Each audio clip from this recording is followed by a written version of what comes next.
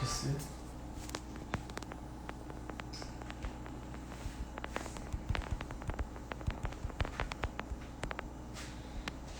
Vamos aquecer para fazer a live.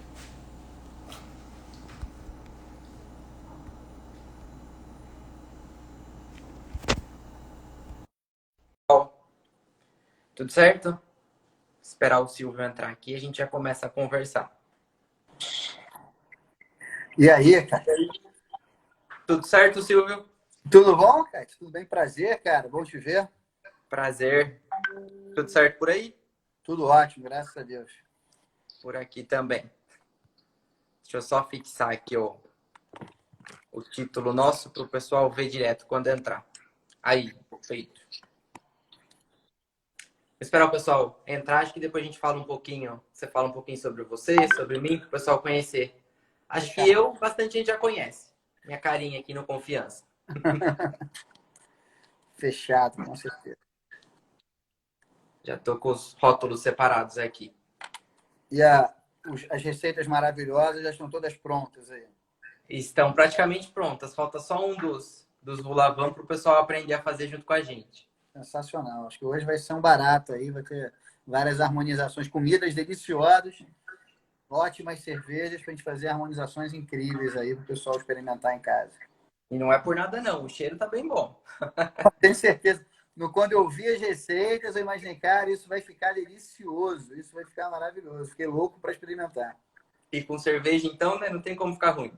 Aí que eu falo que essa é a combinação perfeita, com todo respeito às outras bebidas que eu tenho. Mas a harmonização com cerveja, para mim, tem sempre um toque especial justamente pela abrangência de sabores e aromas que a cerveja consegue proporcionar, as experiências diferentes que ela consegue trazer. É diferente mesmo. Acho que agora a gente pode começar a seguir. Pessoal, para quem não me conhece, eu sou o Caio Casagrande. Faço parte do time de chefes aí do Confiança. Quem quiser saber um pouquinho mais sobre mim, eu deixo o meu @, no final para seguir. E hoje a gente está aqui para falar sobre cervejas especiais da Ambev, junto com o Silvio, que é mestre cervejeiro, né, Silvio? Exato. Na verdade, eu sou sommelier de cervejas, isso é. Mestre cervejeiro é quem é o responsável pela produção, né?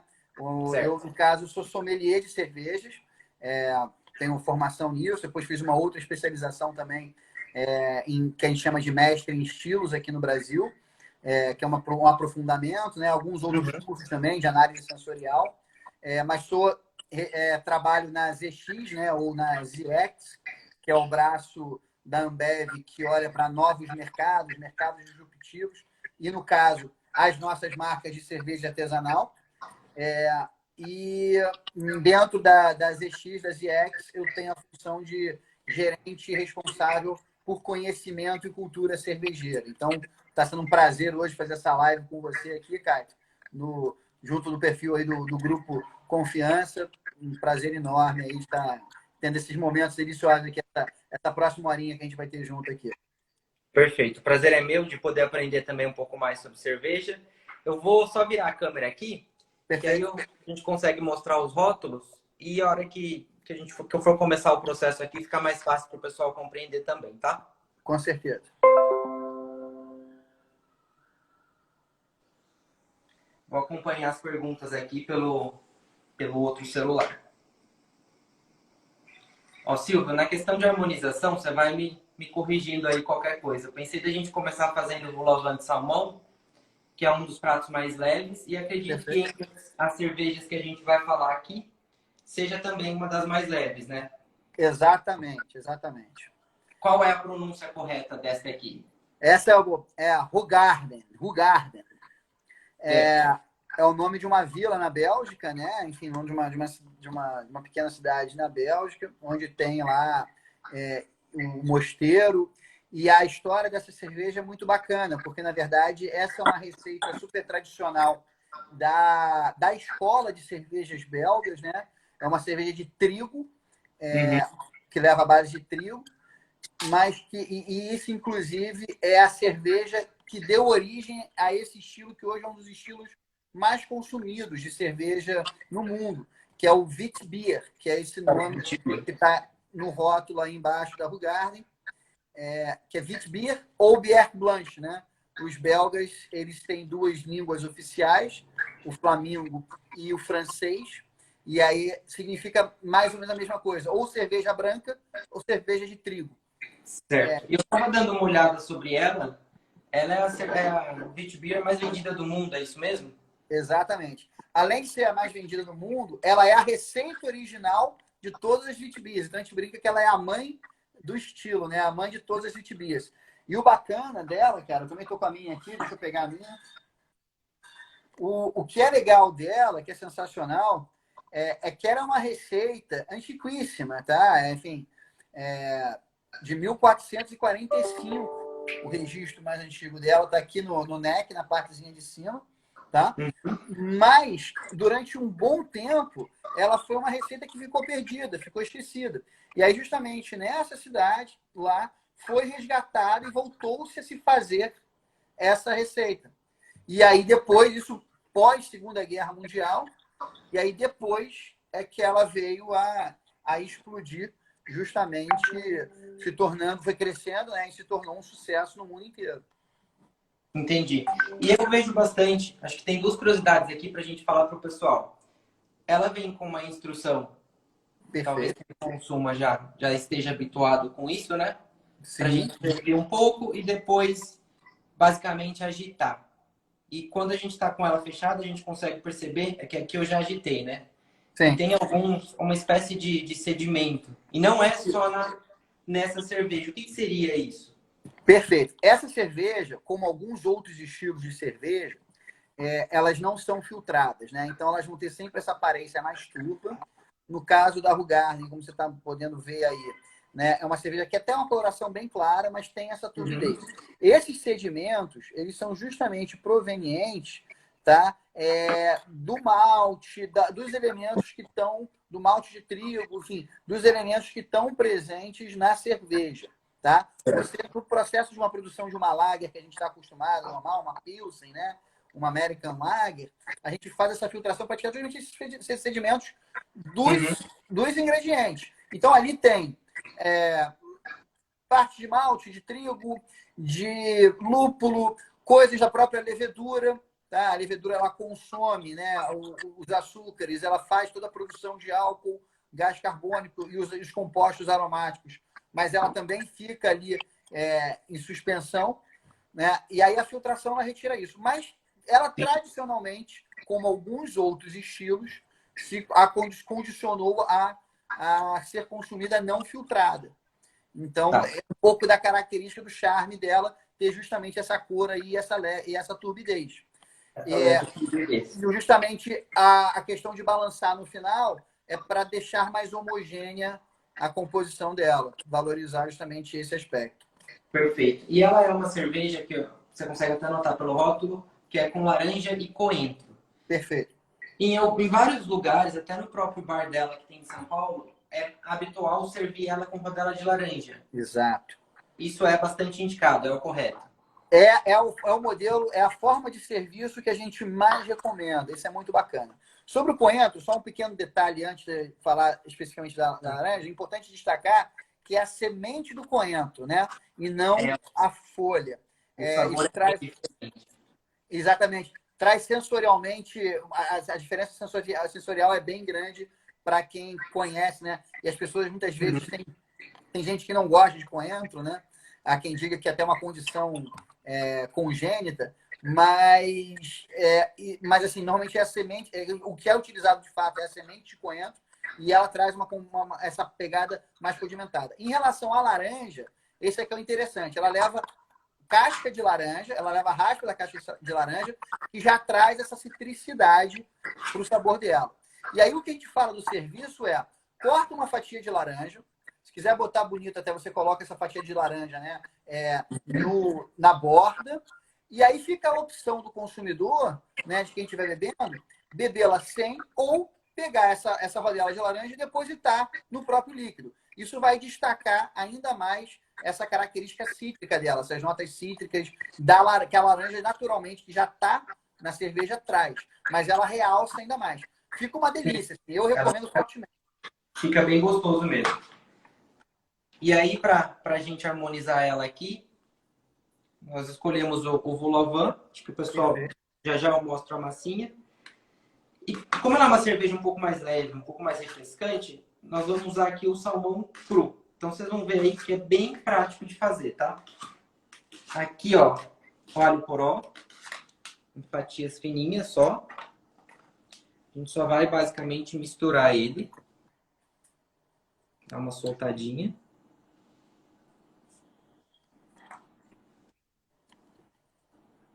E com essa cerveja, Silvio, eu posso colocar alguma coisa mais cítrica na receita? É Não vai... recomendado. Exatamente. As harmonizações, né, Cátia, como você muito bem sabe, a gente tem algumas diretrizes, né? Uma delas é justamente por semelhança, né? Então, você tem sabores que vão se combinar, que vão se assemelhar, fica bacana. O legal é justamente o salmão. Embora, né, uma carne de peixe já um pouco mais gordurosa do que o de um peixe branco, mas ainda assim é uma carne de sabor suave. Ainda mais o salmão cru, como você está usando aí justamente na receita. E aí, esse toque cítrico já combina super bem com essa pegada de peixe, né? E o alho poró é legal porque traz essa picância, traz esse condimento que combina com a pegada também que a semente de coentro traz. E aí, se você quiser adicionar algum toque cítrico também na sua receita, ele vai conversar super bem com... no caso, você está dando um limão, né? Perfeito. Sim. Lindo. Ó, pessoal, quem for fazer, esse salmão, vocês viram que eu só abri a embalagem e já comecei a mexer com ele. Só chegar na peixaria do Confiança, pedir o lombo de salmão e pedir pro pessoal tirar a pele. Eles já tiram, vem limpinho, literalmente pronto para uso. Então aqui, ó, tô cortando ele com a espessura basicamente de um dedo. E agora eu vou fazer uns cubinhos com ele. Sensacional.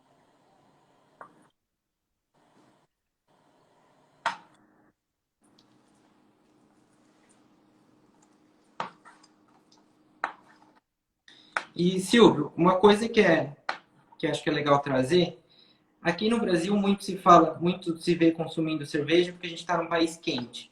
Perfeito. Cerveja tem aquela história de ser estupidamente gelada. Aí vem duas dúvidas minhas. A cerveja também existe a temperatura ideal, né?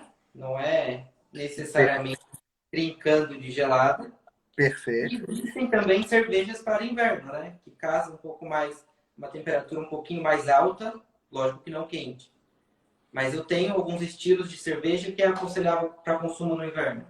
Exatamente, cara. A cerveja, como a gente estava falando, né? Ela tem essa variedade e essa diversidade de tanto de sabores, de aromas, como também de toda a composição dela, de corpo, de concentração alcoólica, o próprio amargor dela ou dulçor. Quer dizer, a cerveja ela transita por todo esse espectro que a gente tem de sabores, de aromas das nossas que a gente consegue captar com as nossas papilas gustativas ou mesmo, né, com o nosso nariz.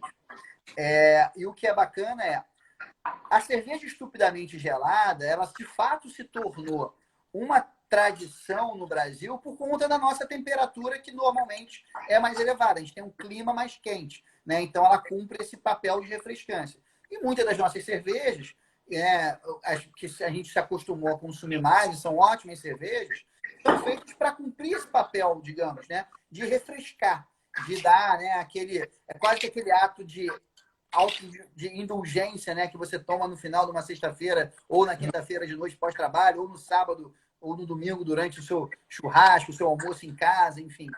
É perfeito para isso, né? No nosso clima casa perfeitamente. Mas para alguns estilos que trazem uma maior complexidade de sabores e aromas, essa temperatura muito elevada, ela vai mascarar isso, né? A temperatura desculpa, mais baixa vai mascarar isso. Ela está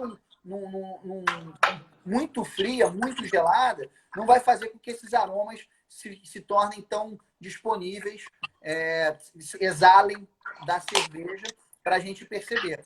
Por isso, esses estilos que são mais complexos, a gente recomenda que sejam consumidas em temperaturas um pouco mais altas.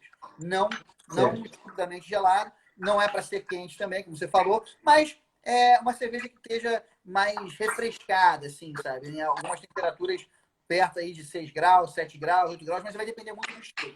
E aí sim, algumas cervejas, justamente por possuírem uma maior complexidade, um corpo mais denso e uma maior concentração alcoólica, elas são justamente perfeitas para serem consumidas no frio.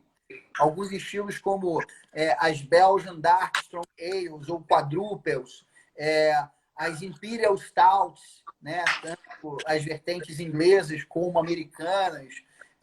Na escola alemã também a gente tem Doppelbock, a gente tem até cervejas ainda mais alcoólicas, como as Icebox, enfim, as Barley Wines, né, que também são verdadeiros, como diz o nome, são vinhos de cevada.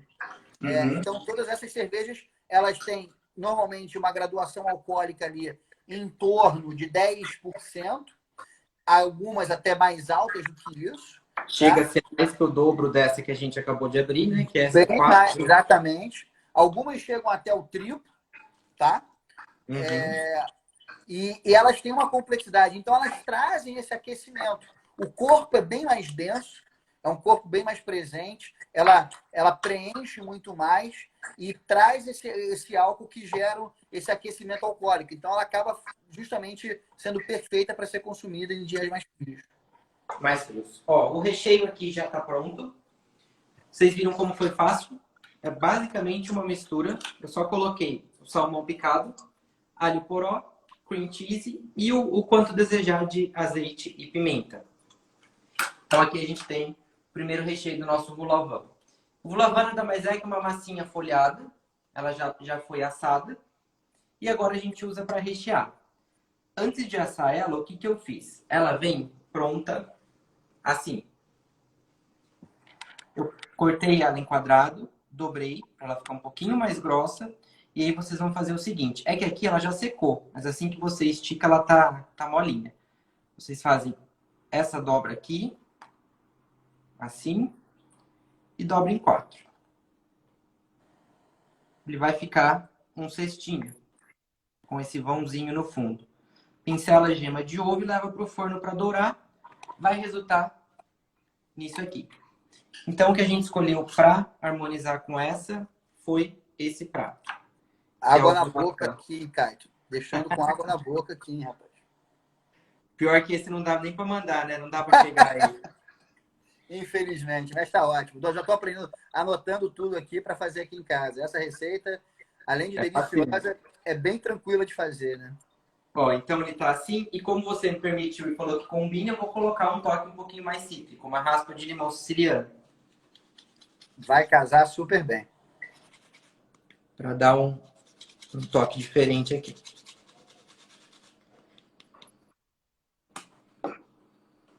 Quando a gente aprende um pouquinho mais e consegue entender, a gente consegue realçar tudo que está na mesa, né? Tanto quanto a bebida e o prato. Perfeito. Eu vou degustar a cerveja sem experimentar, com o paladar limpo e depois de comer, para a gente ver. É isso aí. E uma dica legal, no caso de harmonização de cerveja, é ter, depois que você comer, ter junto os dois elementos na boca, que eles interagem, combinam e muitas vezes geram um terceiro sabor. Ah, bacana. Diferente do vinho. Essa informação eu já não sabia.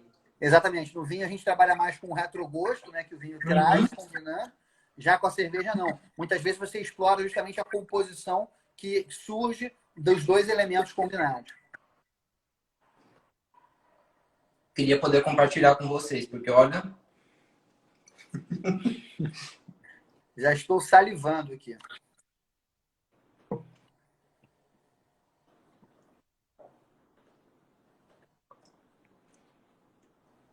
Ele dá um equilíbrio bem mais legal do que a cerveja pura.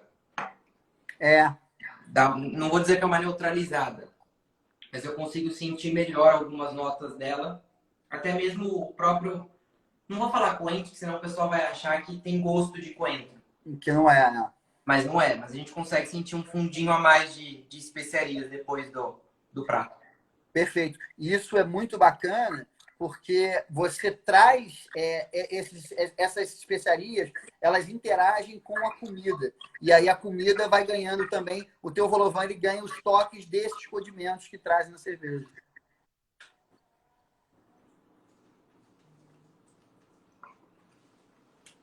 E agora vem o terceiro mesmo.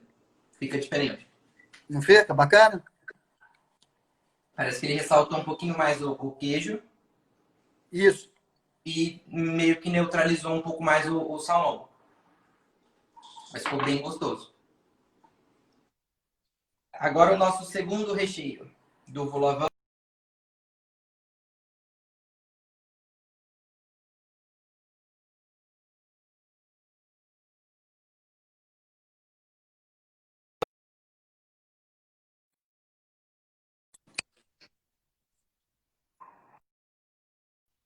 Voltou? Voltei. Ó, é super prático de fazer o recheio. Eu só tirei a casca do queijo brie. Com a ajuda de um garfo eu amassei. E para dar um pouquinho mais de cremosidade, eu coloquei um pouco de cream cheese. Vocês vão vendo aí, de acordo com a quantidade do queijo, se não tiver a receita completa, coloca o cream cheese e vai amassando para ele ficar nessa textura.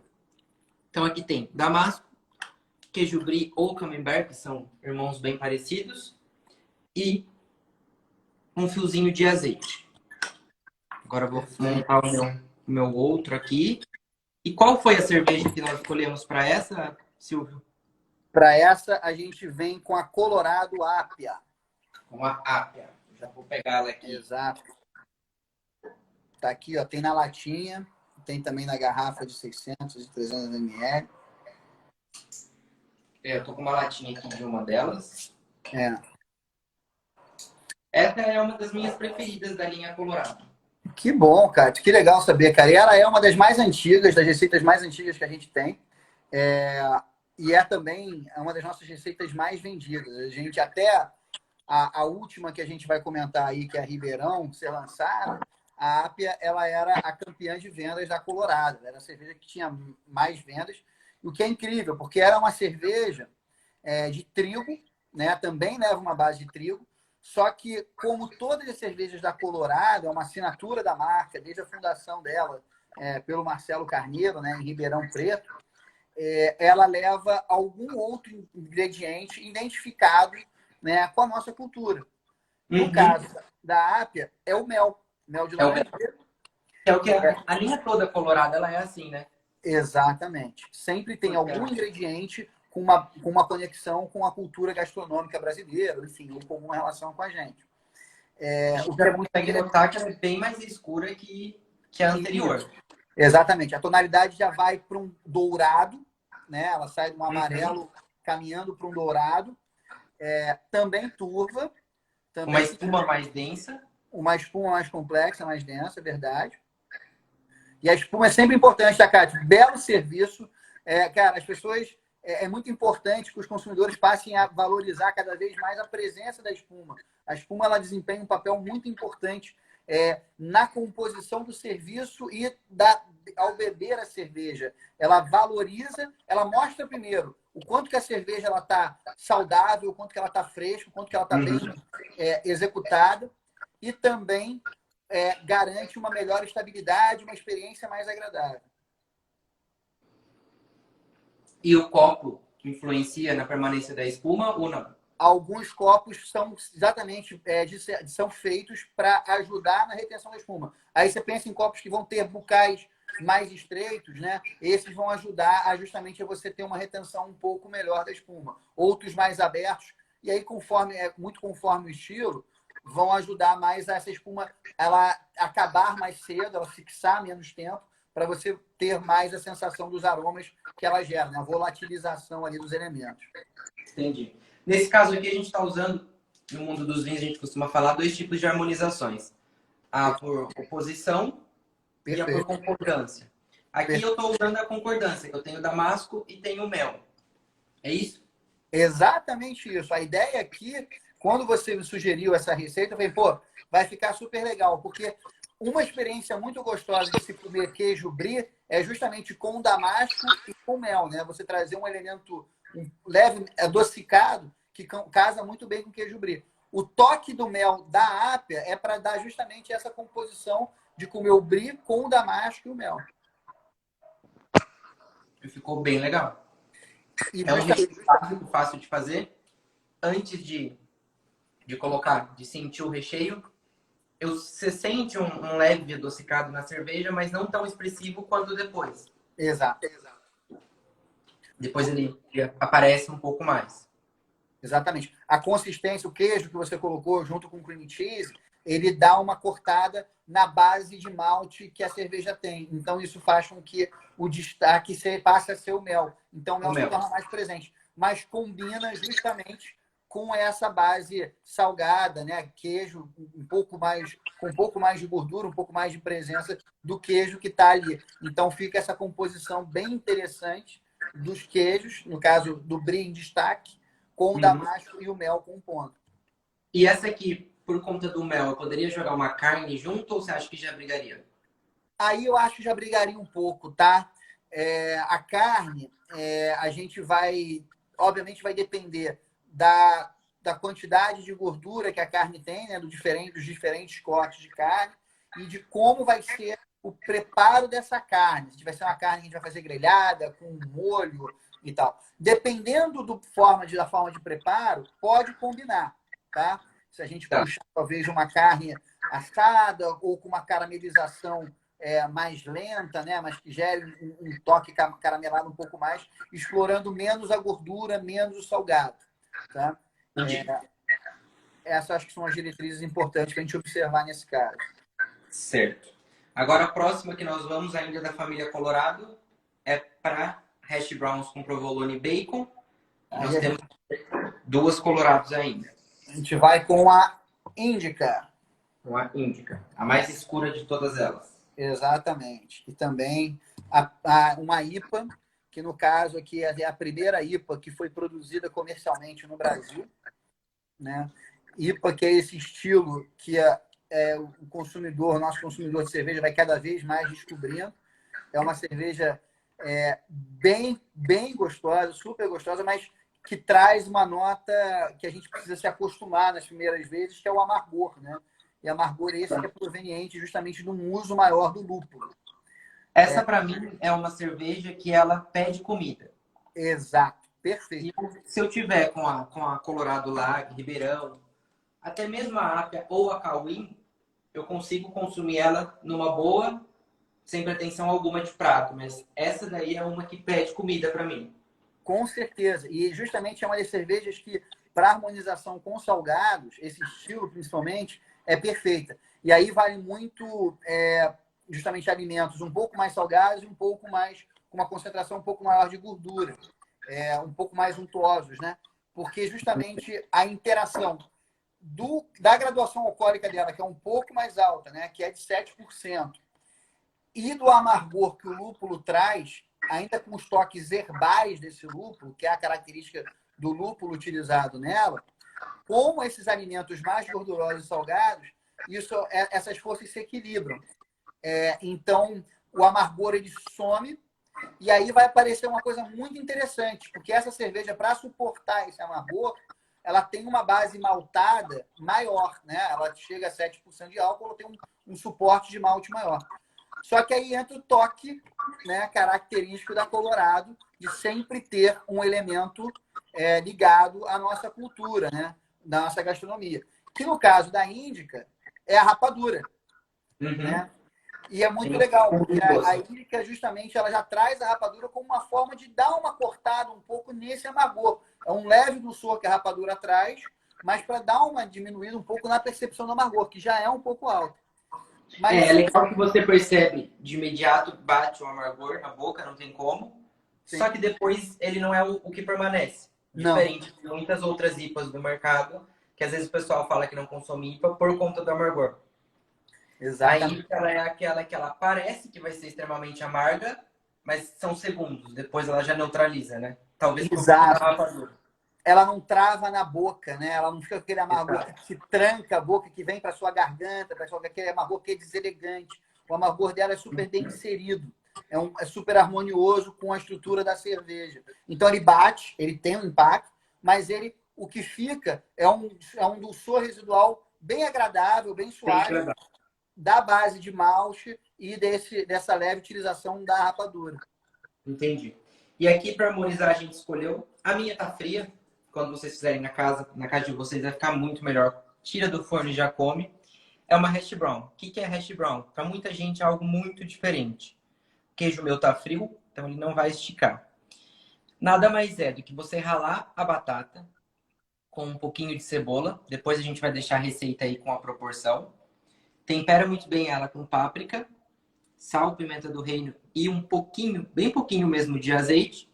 Você faz bolinhas com ela. Eu assei em forminha de empada, mas vocês podem só fazer uma bolinha com a mão, achatar e pôr no forno.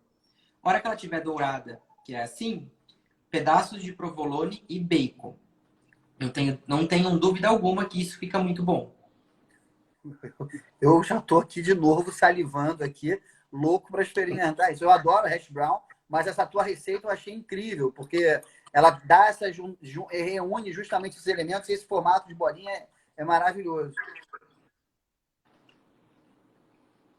Ela lembra um pouco a famosa batata rosti. Mas tem bem mais personalidade, né? É, exato. Agora vamos ver. Eu estou aqui com um prato bem salgado Isso, e relativamente gorduroso. isso. Porque eu tenho provolone e tenho bacon. A ideia é justamente que essa gordura, essa untuosidade do provolone e do bacon se equilibrem com o amargor. O amargor você vai ver que ele vai baixar completamente. Ele praticamente sumiu. Exato. Essa é a ideia. Ele praticamente sumiu. Já tá uma cerveja bem mais equilibrada e sem tanto um retrogosto, vamos dizer assim. Exatamente. Ela se torna muito mais harmônica com o alimento. Ela passa a compor nesse. E aí surge realmente um negócio que você nunca tinha percebido, uma nuance dessa cerveja. O amargor não tem mais aquele primeiro impacto do amargor logo no gole, no início do gole. Né? E quando ela junta com o alimento, aí desaparece de vez o amargor. Exatamente. E você traz ela é uma cerveja realmente, ou para quem gosta mesmo de um toque mais amargo, não é uma cerveja amarga daquelas que você fala que precisa gostar. Isso. Só que ao mesmo tempo, se você coloca um queijo gorduroso, eu acho que você já equilibra ela num nível de virar fã. É exatamente isso, cara. Perfeito. Essa composição dela, e aí com carnes mais gordurosas também, hambúrguer, ela fica perfeito. Para um churrasco que você vai priorizar cortes com mais concentração de gordura, essa cerveja fica incrível. Defumados, é muito, muito interessante, é muito bom de harmonizar. O que você falou ali foi perfeito. Ela chama comida, ela chama harmonização, essa cerveja. Ela chama. Agora nós vamos para o outro prato. Igualmente fácil de reproduzir. Todos que eu escolhi foi justamente com essa intenção. Quando a gente fala em cerveja, a gente pensa em reunir os amigos e fazer algo que você não fique o tempo todo no fogão. Isso. É aquilo que você faz rapidinho, abre uma, duas cervejas e toma gostoso. Então aqui, ó, a gente fez. São iscas de filé mignon. Nem vou falar o cheiro que tá isso aqui, né? Nem precisa. Cara. Você fez na ordem justamente para me deixar cada vez mais com água na boca. Não precisa nem falar. O que eu fiz aqui? São iscas de mignon. Você prepara ela normal. Tempera com sal e pimenta do reino. Dourei ela na manteiga um pouquinho. E depois que ela estava bem douradinha, eu coloquei uma cebola fininha. Depois da cebola, a gente entra com creme de leite, mostarda Dijon e catupiry. Já dá aquele up nela. Fantástico. Coloca no refratário e coloca para gratinar. Aqui eu coloquei queijo Minas meia cura ralado e alguns em pedaços. Justamente para a gente ter essa experiência do pedaço do queijo e desse gratinado um pouco mais crocante. Como a gente acabou de tirar do forno, ela ainda fica com esse aspecto um pouco gorduroso. Mas aí para servir eu aconselho fazer assim e servir com um pãozinho. Então você vai conseguir sentir, ó, a cebola, ela tá bem fininha,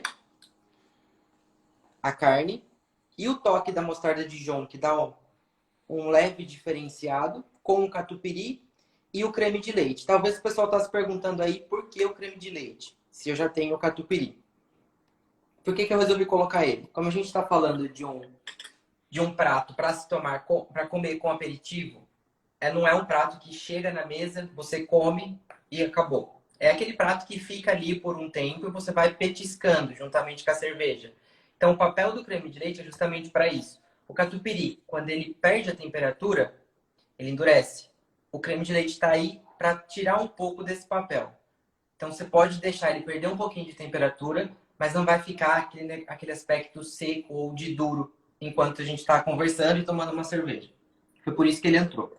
Mais uma dica sensacional, Caio, que eu estou anotando aqui, cara. Eu sempre me deparei com essa questão. O catupiry ele é delicioso quando está quente, depois ele endurece. Ele endurece muito rápido. Essa já está anotada no caderninho. E ajuda também a diluir um pouco, talvez, a concentração da própria, né, do próprio sabor do catupiry, né? Você deixa talvez menos presente, dá uma equilibrada, né? Exato, dá uma boa equilibrada. Agora, para esse a gente escolheu a Ribeirão Lager, né? A nossa querida Ribeirão Lager. E particularmente entre os meus amigos é a mais consumida de todas. Essa cerveja, cara, assim, sou suspeito para falar porque assim, foi uma cerveja que a gente lançou no ano passado. Ela tem pouco mais de um ano que a gente fez o lançamento dela. E foi justamente, a gente queria ter uma lager que tivesse personalidade, mas que fosse, poxa, fácil de beber em qualquer situação, sabe? E aí, quando você me mandou essa sugestão de receita, eu falei, é justamente isso que você falou na sua explicação. Esse é um prato que você vai fazer para ser um petisco ao longo do seu programa, né? Seja da sua tarde, seja da sua noite. Você vai estar ali consumindo ele, se deliciando com ele, né? Sentindo ali tudo o que ele pode oferecer. E essa cerveja justamente é perfeita para acompanhar. Para começar, né? Existe o que a gente brinca de harmonização cultural, né? Então, harmonizar cervejas lagers mais leves, né? Como é o caso da Ribeirão, com petiscos, virou uma tradição, né? A gente combina com várias coisas bem leves, bem tradicionais de petisco que a gente come, como torresmo, amendoim, salgadinhos, etc. Mas quando você trouxe essa sugestão, eu achei interessante porque traz uma carne que não é uma carne gordurosa, muito pelo contrário, que é o filé mignon. Traz o catupiry, que tem uma gordura, e o creme de leite, mas também já baixa um pouco, não tem tanto a característica salgado. A cebola, né, traz um condimentado para ela. E o queijo Minas Padrão também é um queijo que não é também tão gorduroso nem tão salgado. Então, eu não preciso de uma base tão intensa, tão amarga, como foi o caso da Índica, né, de uma IPA, que encontrou ali provolone, bacon, né, sabores mais intensos, talvez, mais gordurosos. Mas essa é uma cerveja que também é uma lager que leva a raspa de laranja. Então, ela traz um toquezinho cítrico. Você vê que a cor dela é dourada, ela tem uma presença bacana de malte, só que ela também tem um leve amargor um pouco elevado para o padrão de uma lager. Ela tem um IBU de 20. Esse IBU é a medida de amargor que a gente utiliza nas cervejas. Uhum. Então, ela traz um amargor num ponto certo para justamente interagir com os ingredientes dessa receita, desse petisco. E aí torna uma combinação deliciosa para você estar ali aproveitando justamente o tempo todo. Ô, Silvio, uma coisa para a gente pontuar aqui, que eu já vi muita gente falando, até amigos mesmo e seguidores. Eu não compro cerveja em lata porque a qualidade é diferente da cerveja de garrafa. Eu acho que isso vai muito, nem sei se ainda existe. Antigamente eu sentia essa diferença, mas hoje eu já não sinto mais. Foi justamente por isso. Eu tomei uma Colorado essa semana em garrafa e uma aqui em lata. É o mesmo produto. Antes existia isso ou é uma incógnita que é só falado, mas não é real?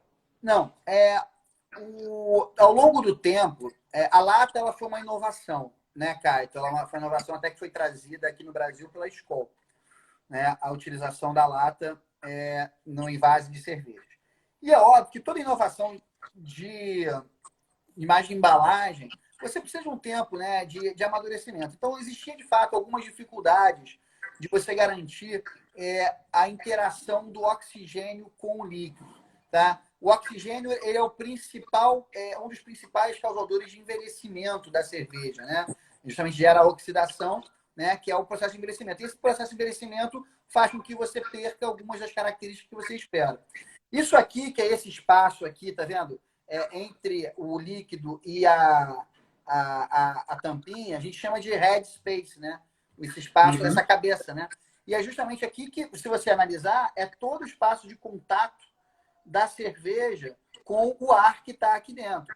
Então, na garrafa, você justamente coloca aqui chegando no gargalo, porque isso minimiza ao máximo essa superfície de contato. O que acontecia muito nas latas, isso antigamente, né? E acho que por conta disso criou um pouco dessa percepção. Você tem na lata justamente é maior o diâmetro, certo? E você não tinha técnicas que garantiam que esse preenchimento ficava exatamente ali no limite. Então você tinha uma maior superfície de contato do líquido, da cerveja, com o ar. Isso amplificava os efeitos de oxidação. Então, se você bebesse as duas recém-saídas da fábrica ou num espaço curto de tempo, as duas estariam ótimas.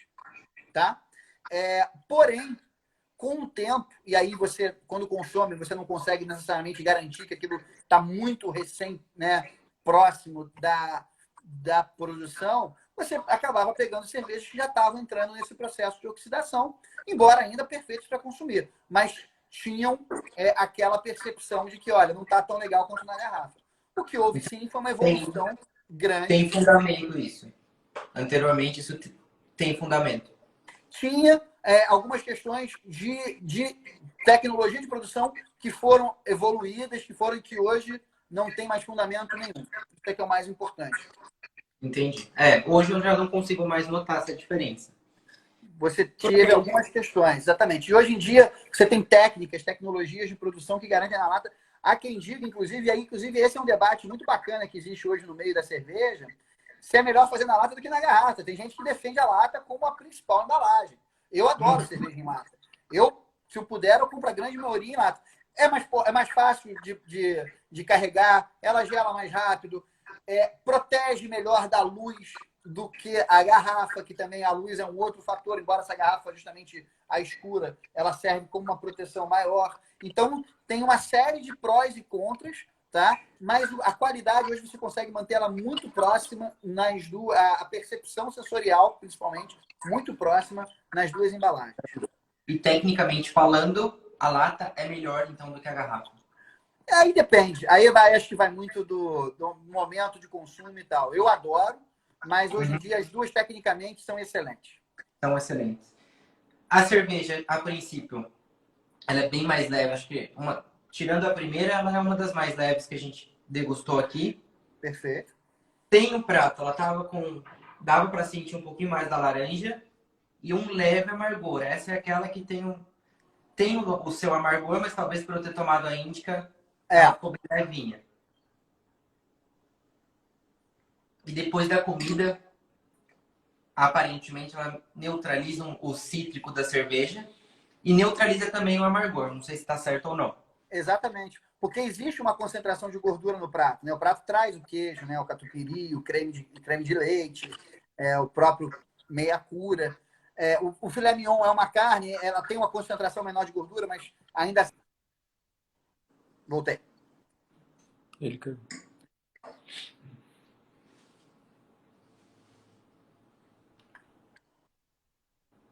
E as duas juntas, o que você me diz?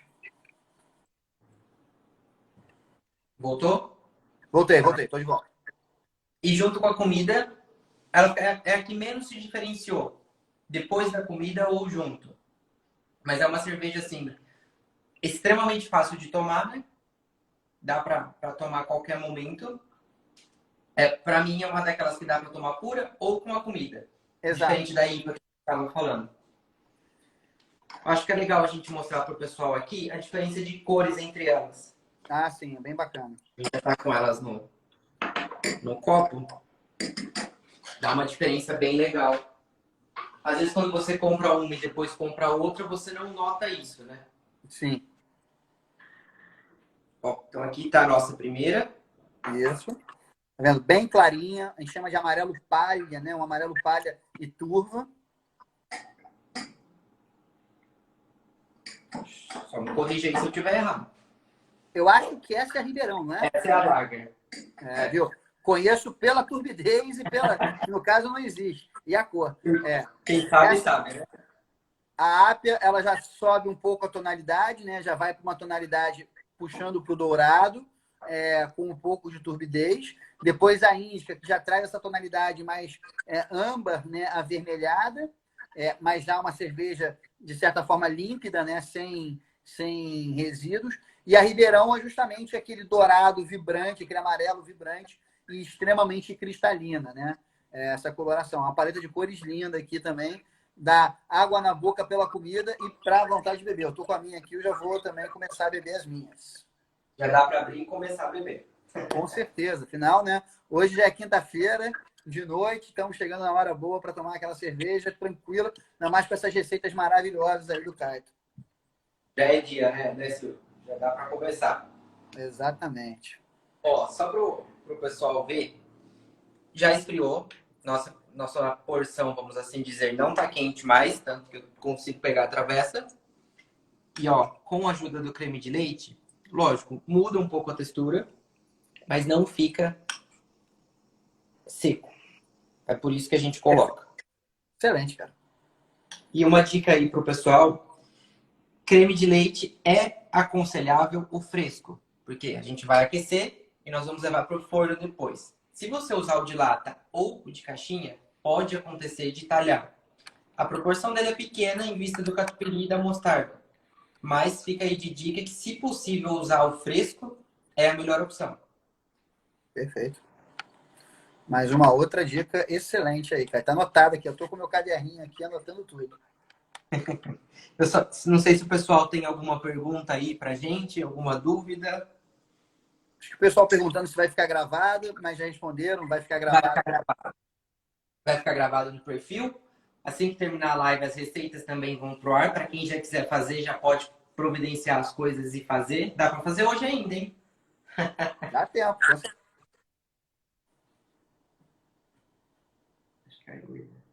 Não. Dá tempo de fazer hoje. E quem quiser fazer amanhã, dá para pedir pelo Confiança Delivery e receber em até 2 horas em casa, que nós não temos 20 itens aqui. Então dá para aproveitar, pedir e já receber. Sensacional. Uma outra, talvez, dúvida que surja para o pessoal é quanto às mostardas. O pessoal vê que eu uso bastante a mostarda Dijon. Mostarda Dijon é a mostarda propriamente dita, receita francesa, diferente da mostarda amarela. Ah, Caio, mas eu quero usar a mostarda amarela. Não tem problema. Só toma cuidado com a potência dela, porque ela é bem mais concentrada, ela é diferente, ela tem um fundo de picância, então ela não vai dar esse resultado final no prato, que é o que eu procurei trazer para vocês. Mas se quiser usar, não vai ficar ruim. Aí, entre as Dijons, tem diversas marcas no supermercado. Eu vou até mostrar para vocês qual que eu gosto, que aí já fica como dica aí. Deixa eu pegar aqui.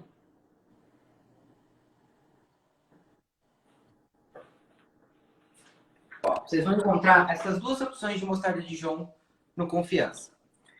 Qual que é a diferença entre elas? Marca. Ambas são mostarda Dijon, seguem basicamente a mesma receita. A diferença é que essa aqui é a legítima mostarda Dijon francesa, uma receita de 1747.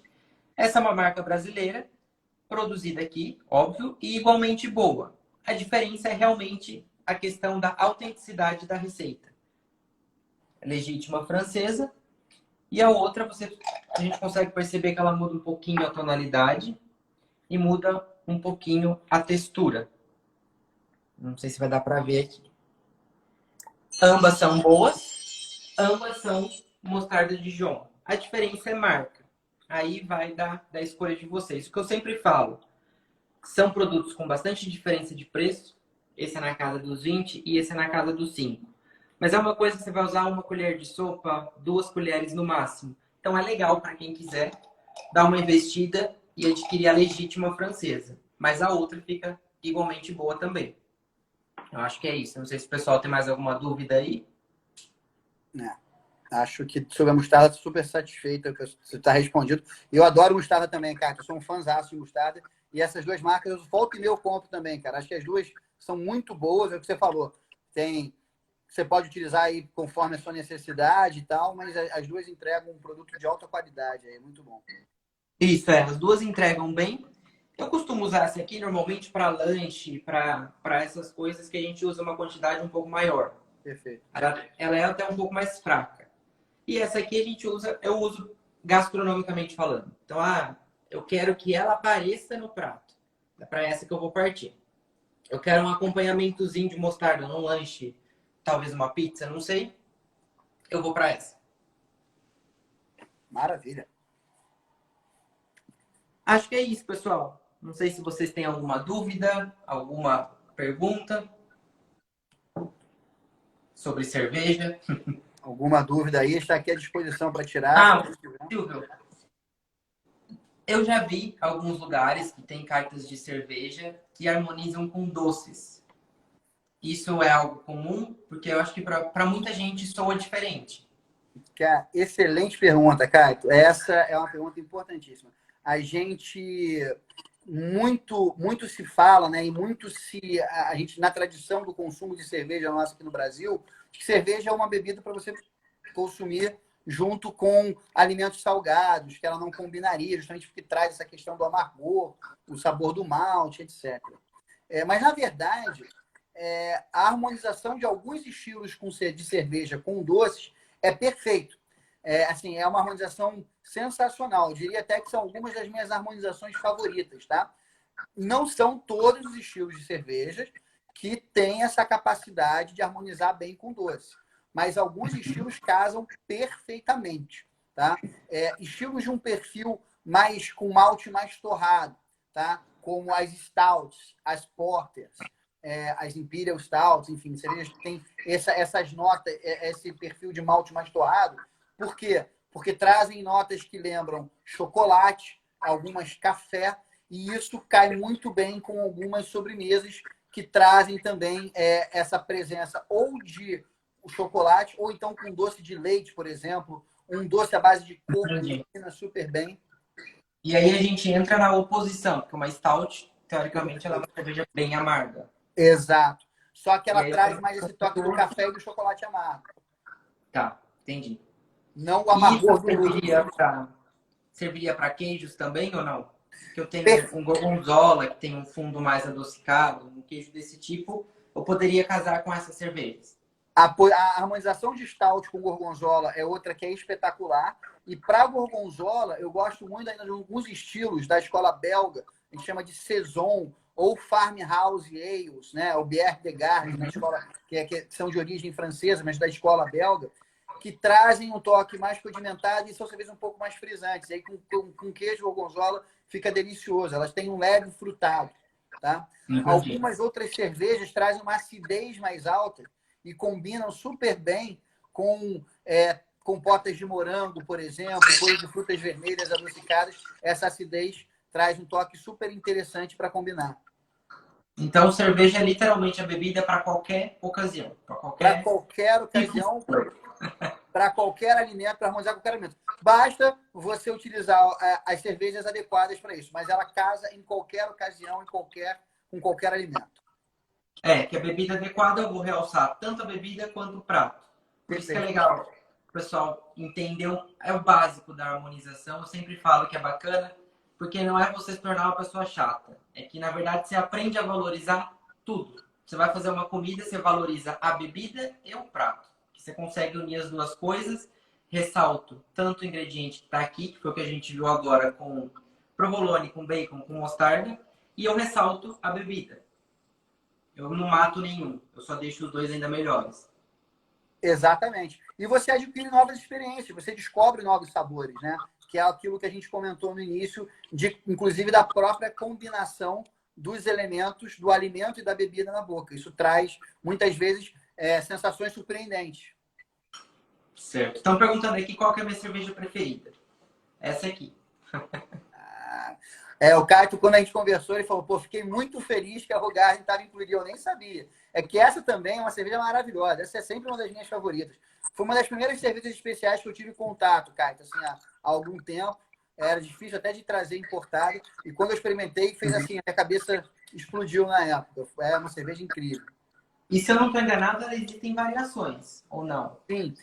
O conceito da Vitibira... Ela com toranja, que é aquela laranja um pouco mais avermelhada. Perfeito. O conceito da ela. O conceito da Vitibira é que seja uma cerveja de base de trigo, com aquela fermentação tradicional da escola desse estilo na escola belga, com um toque de algum cítrico, da casca desse cítrico, e um condimento. Normalmente a semente do coentro, mas já vi com outras variações, com cardamomo, por exemplo. Aí as pessoas vão experimentando e também são variações muito interessantes. É como eu te falei, essa é a receita original. E a liberdade do cervejeiro, a beleza também é essa, poder ir fazendo variações em cima de uma base da receita original. Certo. Essa para mim é a minha preferida, porque justamente por conseguir também consumir ela sem mais nada. Não é uma cerveja para o meu paladar que pede alguma outra coisa. E eu sempre consumo com laranja. Hoje eu não coloquei aqui para a gente sentir ela sem interferência nenhuma. E eu sempre consumo com laranja. Uma coisa que eu queria reforçar, vocês ouviram eu e o Silvio falando bastante de coentro. Mas não deixa de provar a cerveja porque você não gosta de coentro. Que não tem ligação. O sabor é completamente outro. Não é o sabor da folha de coentro. É um toque totalmente diferente. Exatamente. Acho que é isso, pessoal. Não sei se tem mais alguma pergunta aí. Já já a nossa live dá o tempo. Está tudo certo? Para mim foi tudo certo, cara. Um prazer enorme estar falando com você, cara. Ter te conhecido, ainda que virtualmente, nesses tempos aí que a gente está vivendo. Mas em breve estarei em São Paulo aí. A gente marca de beber algumas cervejas em conjunto. De beber algumas. Ô, Silvio, dá para a gente responder uma pergunta aqui? Claro. Qual cerveja você sugere para queijos? A harmonização de cervejas com queijos é uma das coisas mais ricas e possíveis que você tem para explorar no universo da harmonização de cerveja. Vai depender muito do queijo, tá? Lembra que os queijos têm intensidades, aromas e complexidades diferentes. E aí a chave aqui desde a mais suave que a gente bebeu hoje, como por exemplo a Hoegaarden, combina perfeitamente com queijos brancos mais leves, como mussarela de búfala, um queijo Minas, alguma coisa assim, até as mais intensas, como a gente falou, próprio de uma stout com gorgonzola. Ou, por exemplo, uma saison, uma cerveja, uma blonde belga com um queijo, o brie, por exemplo, com um camembert. Funciona super bem também. Tá? Então, certo. Uma cerveja mais ácida com esse tipo de queijo fica delicioso. Agora eu já vou me aventurar mais a fundo nesse mundo. Agora que eu já aprendi um pouco mais, vou aprender de vez. Fica à vontade. Queijos muito gordurosos. Queijos muito gordurosos, né? Bem amarelos, bem gordurosos. Você pode utilizar. O que você aprendeu hoje, Caio? Do que? Desculpa. De alimentos bem gordurosos. Com qual cerveja que a gente pode combinar sempre? A gente vai colocar IPA. Perfeito. Então, um queijo muito gorduroso, um queijo amarelo, você pode testar com IPAs. Vai ficar sensacional. Que ela vai acabar neutralizando a gordura pela questão do amargor, talvez, né? Exatamente. E traz aí uma presença interessante aí de um outro elemento, um de um doçor que vem do malte utilizado na cerveja. Certo. Pessoal, se ficou alguma dúvida, pode mandar mensagem pra gente no perfil do Confiança ou no meu perfil. Silvio, brigadão pela participação. Quero agradecer aí demais você. O pessoal da Ambev também. E agora a gente deu o start, que eu vou me aventurar bem mais nesse mundo das cervejas e compartilhar com vocês aí. Quem quiser saber mais de receitas, só seguir o meu @, que nos próximos stories vocês vão ver.